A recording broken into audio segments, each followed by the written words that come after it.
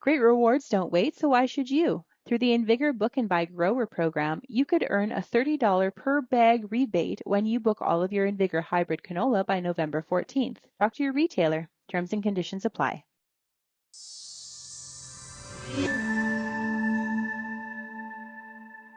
On Wednesday of this week, the PMRA dropped a report, suggested potential changes when it comes to the over-the-top use of dicamba. This impacts a lot of soybean acres. In Manitoba alone, we're talking about 70% of the acres in 2025, according to Crop Insurance. Joining us to discuss this proposal is Pierre Petelle, who is the CEO of CropLife Canada. Pierre, great to chat with you. Hey, Sean, thanks for having me. Okay, now this is not exactly written in stone yet. There's a comment period until November 1st. What sticks out to you from CropLife's perspective, what PMRA has said here? Yeah, so I mean, we don't typically sort of, as CropLife, go in and talk about individual products and defend individual products. But in this case, we're seeing a bit of a pattern, right? We're seeing sort of regulatory decisions or proposed decisions coming out with pretty dramatic proposed label changes, and then the data comes in, the registrants answer the questions, the agronomic questions get answered, and then lo and behold, the final decision is actually much less negative. And so, to us, there's a process issue here that, why not have the scientific conversation with the registrant, talk about the data, talk about what the risks are, what are they seeing, rather than putting this public document out there with no science really in it and with pretty dramatic changes being proposed, which gets ag media and farmers and everyone up in arms without really having a robust discussion between the registrant and the PMRA.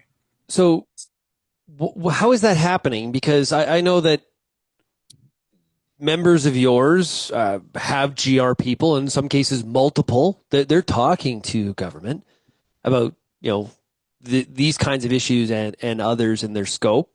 CropLife in Ottawa, like where's the disconnect here? I'm kind of confused how this could be the case. Yeah. Well, we've been advocating for a long time that the especially the reevaluation process and special reviews, that there be more of an engagement, of a dialogue. And so when a red flag or a question is discovered in their review, rather than taking it right to the final step and putting in proposed mitigation and even removing significant uses, bring in the scientific experts, bring in the registrant, have a dialogue. Is there data missing? Is the data being interpreted right? Is there an endpoint that maybe there's data existing in another part of the world that could be helpful to answer their questions? And I think that's the part we've been advocating, a more pragmatic approach, and we're not talking about sacrificing protection of health and environment. What we're talking about is a more pragmatic approach to saying, is there a way that we can keep this product on the market with the right information? And that's, with all this talk of economic growth and regulatory red tape reduction that the Carney government's talking about, this is exactly what we're talking about, is that they need to have a focus on the economic considerations. Is there a way of working with the sector to keep these important tools in the hands of farmers if the risks can be mitigated?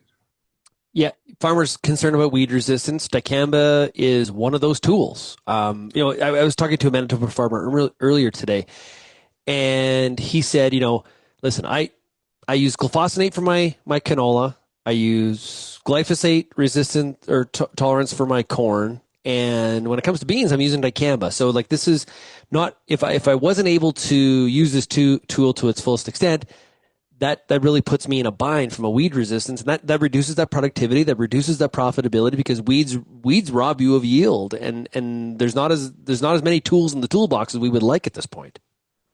Yeah, exactly. And I think in certain very difficult to control weeds too out west that dicamba helps with. So for us, we're all about keeping the toolbox as full as possible for farmers, giving them lots of options, making sure that Canada is seen as a place to come and invest and bring the latest technologies, but also finding ways to keep the older technologies and have there's innovation even in those new technologies or the old technologies, to reduce volatility and those types of things. So that's the part that we focus on, and the PMRA processes seem to be right now still very black and white, very non-transparent, or not open with a scientific dialogue, and this is hurting their reputation because, for example, now they've dangled this potential significant removal of this product, or major uses.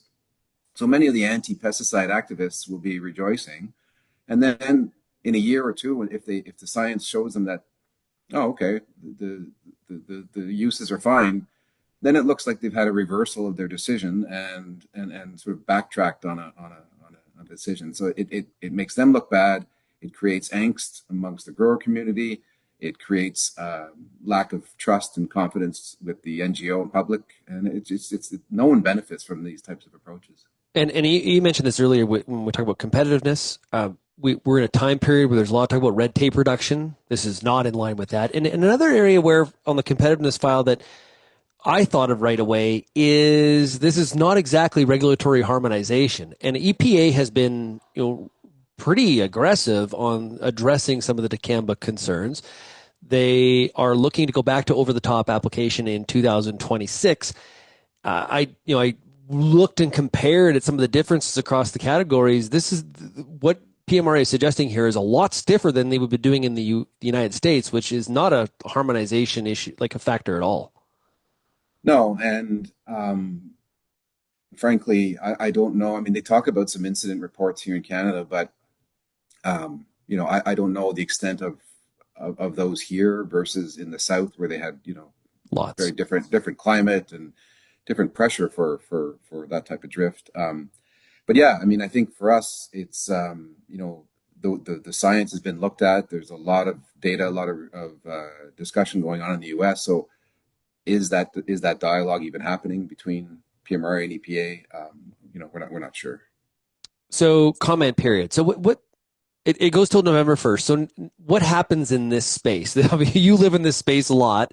What happens now?